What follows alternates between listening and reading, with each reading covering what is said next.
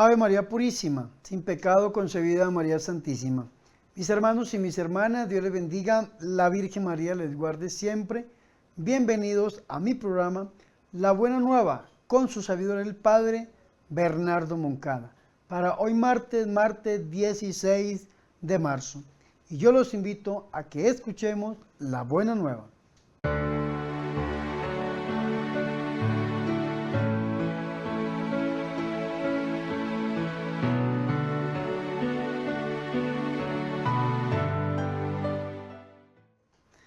El Señor esté con ustedes. Proclamación del Santo Evangelio de nuestro Señor Jesucristo, según San Juan. Se celebraba una fiesta de los judíos y Jesús subió a Jerusalén. Hay en Jerusalén, junto a la puerta de las ovejas, una piscina que tiene 5 galerías con columnas. A esta piscina la llamaban en arameo Betzata. En las galerías había una multitud de enfermos, ciegos, cojos y tullidos. Entre ellos había también un hombre que llevaba 38 años de estar enfermo. Jesús lo vio tendido allí y al enterarse de que ya llevaba tanto tiempo así, le dijo: ¿quieres quedar sano? El enfermo le respondió: Señor, no tengo a nadie que me meta en el estanque cuando el agua empieza a agitarse, y mientras yo voy, otro baja antes que yo. Jesús le dijo: levántate, échate al hombro la camilla y camina. Y al instante el hombre quedó sano. Se echó al hombre la camilla y comenzó a caminar. Ese día era sábado. Las autoridades judías le dijeron al que había sido curado: hoy es sábado y no puedes cargar la camilla. Pero él le respondió: el que me curó me dijo que me echara al hombro la camilla y caminara. Entonces le preguntaron: ¿y quién fue el que te dijo que te echaras al hombro la camilla y caminaras? Pero el que había sido curado no sabía quién era, porque Jesús había desaparecido entre el gentío que había en ese sitio. Más tarde se lo encontró Jesús en el templo y le dijo: mira, has quedado curado, no vuelvas a pecar, que te puede suceder algo peor. El hombre fue y le dijo a las autoridades judías que Jesús era el que lo había curado. Entonces empezaron las autoridades judías a perseguir a Jesús porque hacía estas cosas en sábado.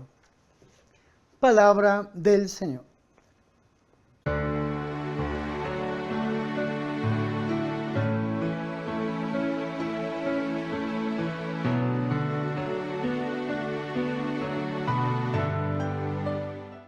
Mis hermanos y mis hermanas, qué alegría es para nosotros escuchar la palabra de Dios, el Santo Evangelio, la Buena Nueva, para hoy martes 16 de marzo.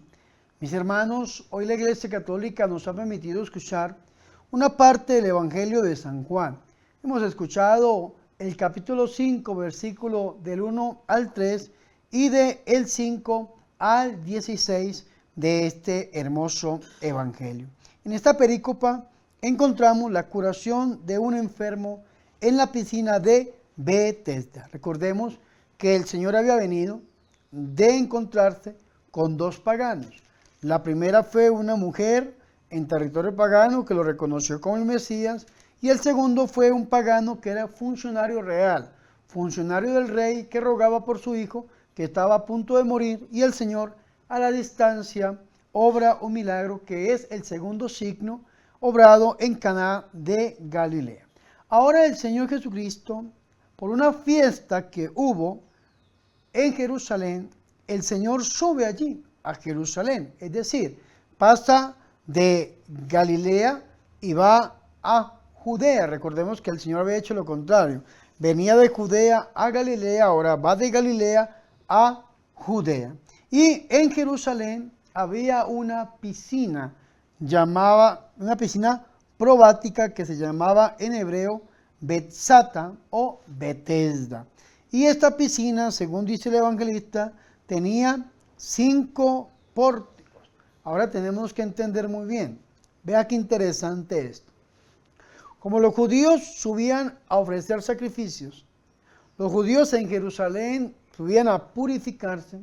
Entonces en Jerusalén había mucha agua, sobre todo en este lugar, que era un lugar de purificación. Los que hemos ido a Jerusalén y hemos estado en este lugar, aquí en este lugar funcionaban tres cosas. Uno, esa piscina para los animales que se ofrecían en el templo. Dos, había una de las escuelas rabínicas donde los rabinos, los maestros, enseñaban a sus discípulos el cumplimiento de la ley. Y tres, quedaba la casa de San Joaquín y Santa Ana, los padres de la Santísima y de la Purísima Virgen María. Y es interesante, mis hermanos y mis hermanas, ¿por qué?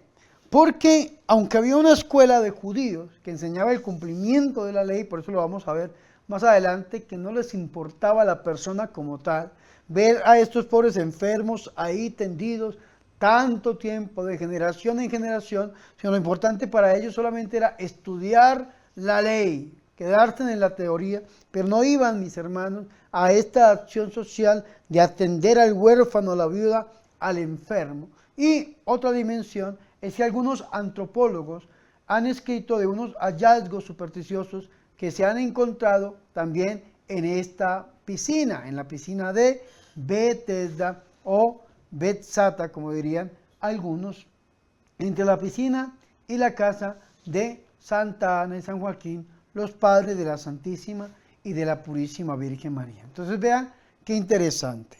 La teoría, la necesidad y la superstición que se han encontrado en este lugar. Las personas creían que al bañarse en este lugar ya quedaban purificados, porque el agua era para la purificación, y al quedar purificado, recordemos que la enfermedad en la época de Jesús era una consecuencia nefasta, porque la gente que estaba enferma es porque era pecador, entonces la enfermedad era una consecuencia del pecado.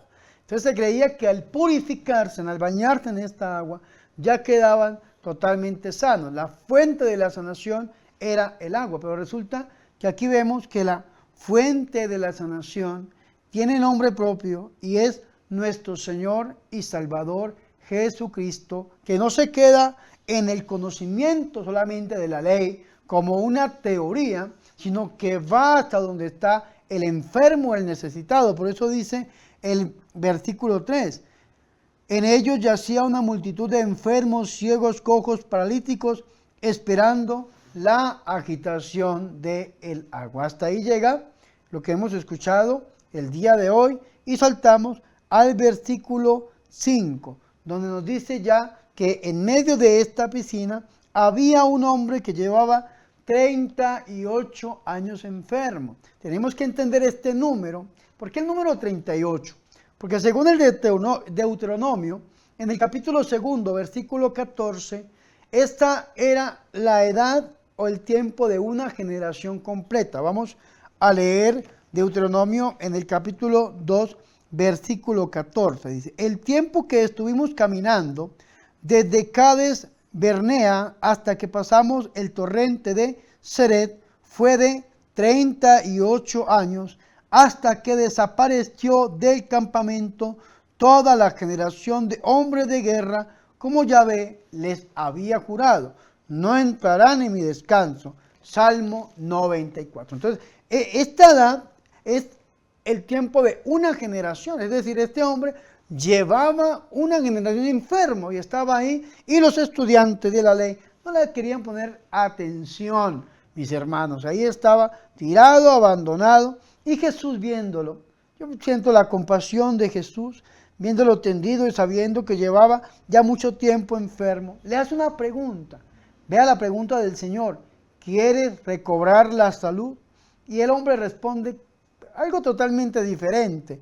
El hombre le dice: Señor, no tengo a nadie que me meta en la piscina cuando se agita el agua, y mientras yo voy, otro baja antes que yo. Le responde totalmente, estaba fuera de todo contexto, no sabía quién era nuestro Señor y Salvador Jesucristo, no había escuchado hablar de Jesús, como el ciego de Jericó, como aquel hombre que había escuchado hablar de Jesús y le lleva a Jesús, a su hijo, para que lo cure. Este hombre no había tenido un encuentro íntimo personal con Cristo.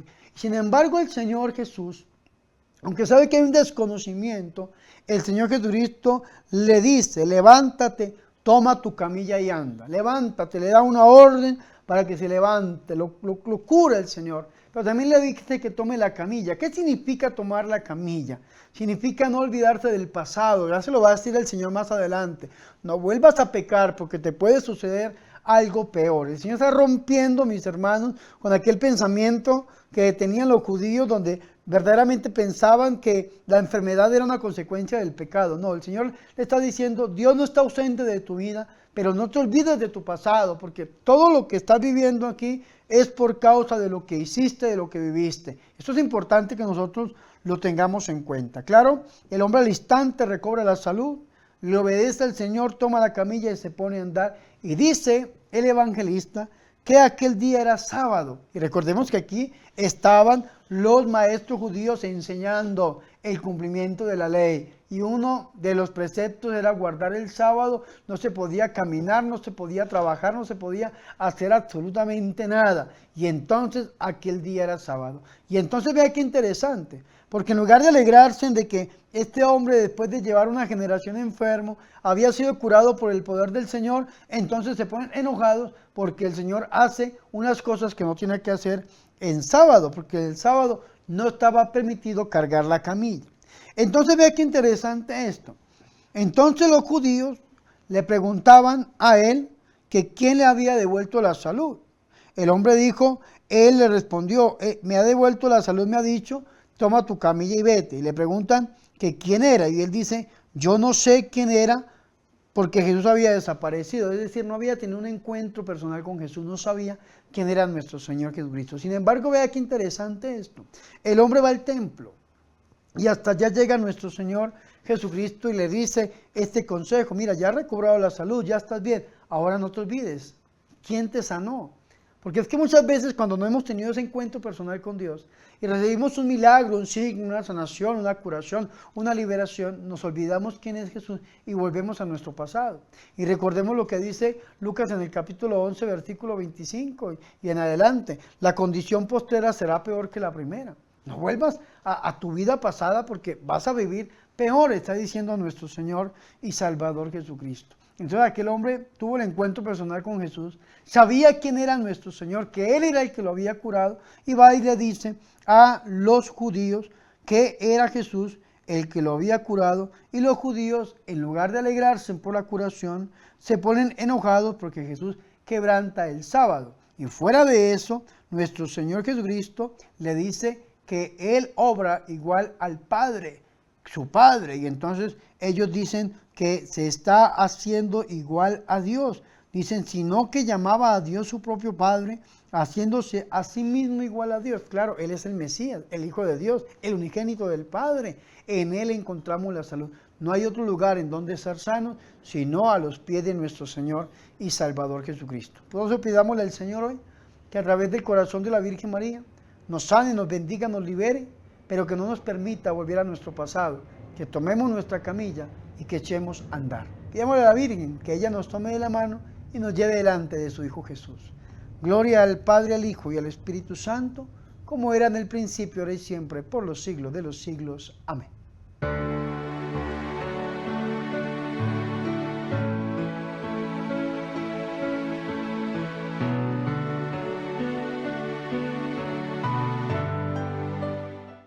Ahora, mis hermanos y mis hermanas, yo los invito a que hagamos oración. Te ofrecemos, Señor, los dones que tú mismo nos diste y te pedimos que sean testimonio creado de tu providencia para nuestra condición mortal y remedio que nos comunique la inmortalidad. Virgen María, Madre de Dios, ruega e intercede por nosotros. Amén.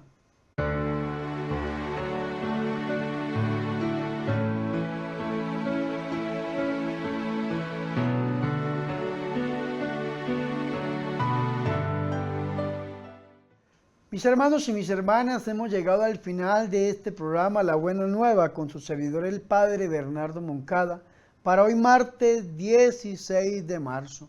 Recordemos, mis hermanos, el Señor dice, toma tu camilla y anda. No nos olvidemos de dónde nos sacó el Señor, porque si nos olvidamos, la situación postrera será peor que la primera. Tengamos discernimiento y tomémonos de la mano de la Santísima Virgen María. Mis hermanos y mis hermanas, antes de irme, les quiero recordar 3 cosas que les he venido recordando siempre. Primero, los invito a que se suscriban a mi canal de YouTube, Padre Bernardo Moncada, denle like a los videos y compártalo con sus familiares y con sus amigos. Recuerden que el próximo 19 de marzo cumplo 5 años de haber sido ordenado como presbítero o sacerdote. Les estoy pidiendo ese regalo de cumpleaños. Ayúdenme a llegar al 1.000.000 de suscriptores. Segundo, los invito a que visiten mi página oficial www.padrebernardomoncada.com. En esta página van a encontrar una tienda con artículos religiosos que al comprarlos se les harán llegar a cualquier parte del mundo. Y tercero, los invito a que se unan a cualquiera de las 2 campañas que tenemos. La primera es $1 para la evangelización.